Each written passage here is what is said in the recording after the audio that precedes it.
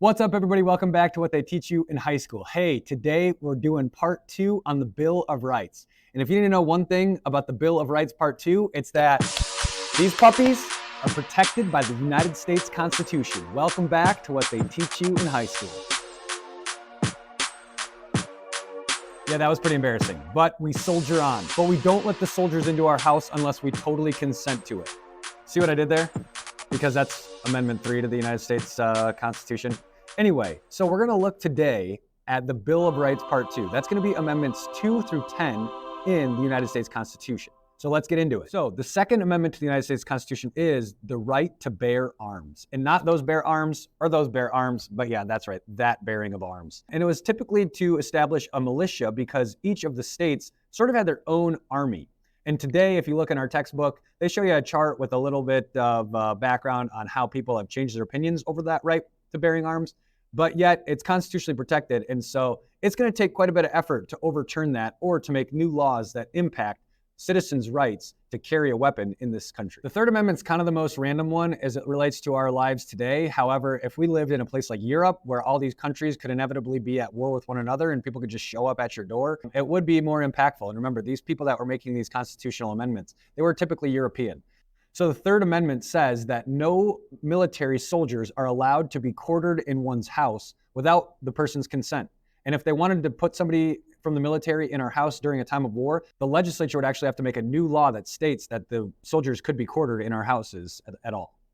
Amendment 4 protects citizens against unreasonable search and seizures.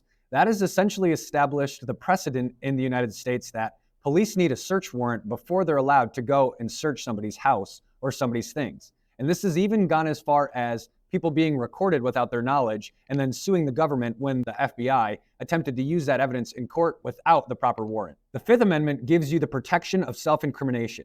When you go to a court, you have to sit and promise that you're going to tell the truth, the whole truth, and nothing but the truth. But you also have the right to remain silent, allowing yourself to not admit to the crime that you might have done. Additionally, the Fifth Amendment protects you from double jeopardy. If you're found not guilty of a crime, prosecutors can't attempt to retry the case again and see if you're guilty again with new or different evidence. You're just found not guilty. The Sixth Amendment provides the accused of a crime the right to a speedy trial. Additionally, everyone within our criminal system has the access to a lawyer. And if a lawyer cannot be found, one will be appointed to you, is what they say in the court system.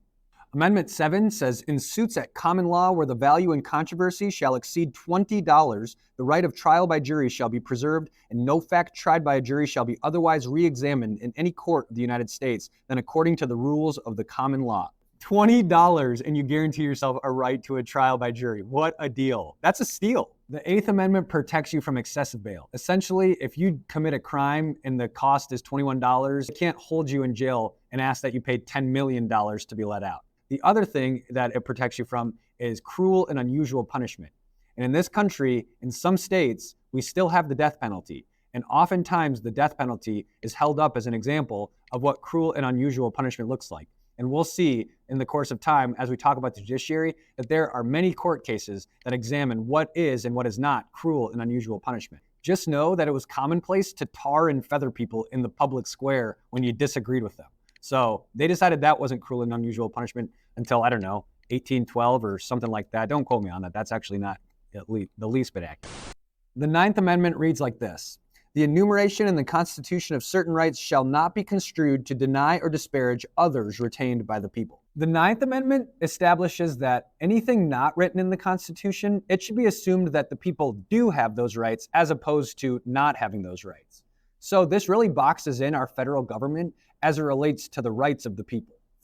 Finally, the 10th Amendment. The 10th Amendment builds on the 9th Amendment by giving the states additional powers not listed in the United States Constitution. It reads like this. The powers not delegated to the United States by the Constitution, nor prohibited by it to the states, are reserved to the states respectively or to the people.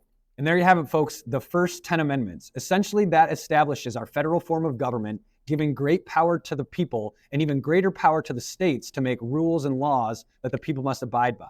And that's why people are so darn protective about their individual rights and freedoms in this country. And it's something that we should respect and appreciate. However, as we'll learn, and as I mentioned earlier, the judiciary is constantly hearing cases that can tweak, move, and totally reverse the course of these first 10 amendments. We'll take a look at that another time. As for today, thanks so much for watching What They Teach You in High School. Hey, as always, like, subscribe, go ahead and comment down below. What's the most important of the first 10 amendments in your opinion? Please make sure you're continuing to share these with your friends, with your family, and most importantly, with your high school social studies teacher. Hey, thanks again for watching, and we'll see you next time. Take care, boys and girls. Peace.